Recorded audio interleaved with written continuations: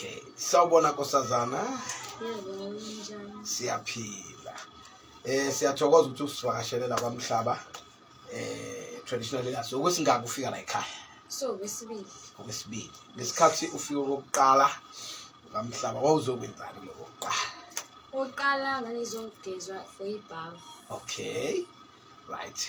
Ngangihlolelile. Okay. Yes. Yes. Okay. Wageza for ibhavu. After sugezile for ibhavu, what progress boneni nje empilweni yakho?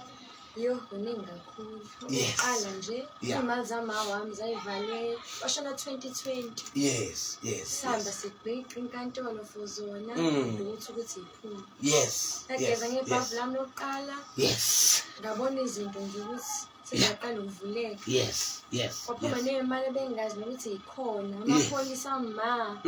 Ayibo into zami eziningi nje nasesikoleni. Yes. Kwa-Mhlaba wangihlolelile ukuthi yonke into engiyenzayo ngize ngiqede ngoba kwavaliwe.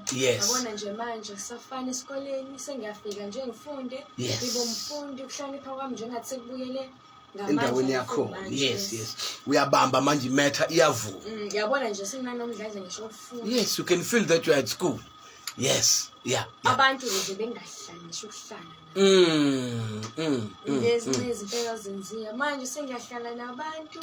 Amamuzi awasekho. Nje ayengiheki. Yes. Okay, namhlanje uzokwenzani namhlanje? Ngizokwenza ibhavu soon. Ibhavu lesibili. Yes. Futhi amabhavu lawo impela hayi ayithandile ahamba nawe. So hayi siyabonga kakhulu Ntombi.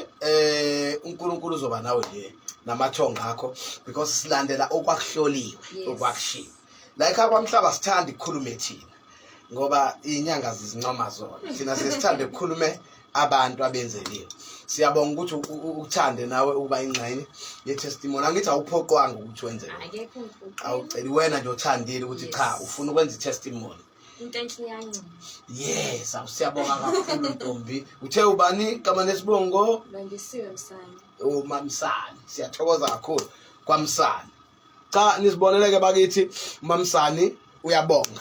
Ibonile imisebenzi ayenzelwe la ekhaya Kwa-Mhlaba. Uyajabula uyathokoza. Nathi ke sijabula kanye naye siyathokoza kakhulu. Sicela ukuthi ke uma nawe udinga usizo sondela sikuhlolele 083 512 0167. Okunye ke ngicela ukunazisa kona sekuyasebenza ukuthi sikuhlolele over the phone kodwa abantu bakude bakithi sikunika i-account number ungena WhatsApp sikunika i-account number ufaka imali. Abantu abahlola nge-video call kodwa ngiyithanda kuba WhatsApp call sibahlolela after 6 sengiqede ukusebenza abantu abafikele surgery emini. Ngiyabahlolela abantu Cape Town, useMpumalanga, ukuphi kude lani khona nizokuthola ukuhlolelwa efonini. But hayi umuntu ozosuka nje apense ula eduze awufuni ukuze enyangeni. Siyabonga kakhulu. Siyabonga ke Mamsani into zakho sisazohamba sengilusela ibhavu lesibili ke manje ibhavu 2. Ubhavi kubalekile ubhavu uzoba muhle gezeka nezinto zakho necause yakho ke kuzohamba kahle. Yes. I will be with you all the way sizophuma egcineni. Yeah. Siyabonga kakhulu ke Mamsani. Because yakho wenza ini ophezwa i-trade yakho because yakho. Ngisafunda high school. Oh yes. Okay. What grade are you doing now? Grade 11. Grade 11. Ngizohamba nawe kukhona into engizokuthinta ngayo mase siqhubeka. Esebenza mina ngangisidom uma wami wangibamba ka grade nithi grade ba standard 6 ngoba wangibamba wangenza lento umuthi wakhona.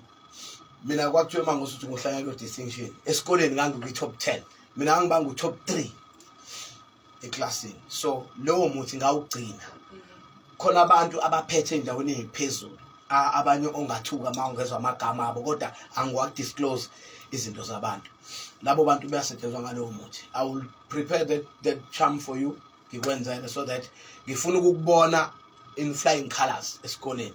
Ngifuna ka matric uexcel uphume nezinto zakho. So kanje last year yes, ngayeka unyaka usuyophela yes, njengoba ngicabanga ngihlolela into ungangazi ngisho ngazi ngathi uyangazi. Yes. Kodwa manje Wayeka unyaka usuyophela kwafika kwangavuma. November Ha. sesobhala. Yes. Kwakuboshiwe my it was tightened basitshela abantu abadala. Well bakithi siyabonga mamsana niyazizwela mamsana ushilo bakithi wathi akaphoqwe umuntu uyena othanda ukuthi abonge imisebenzi ayibonayo yala Kwa-Mhlaba. Siyabonga kakhulu, God bless you. Ngisawumenzela amabhavu akhe, sigijima namabhavu siyaphambili. Sinithanda nonke, inkosi nibusise. Kwa-Mhlaba TV, subscribe and like and share. Siyabonga.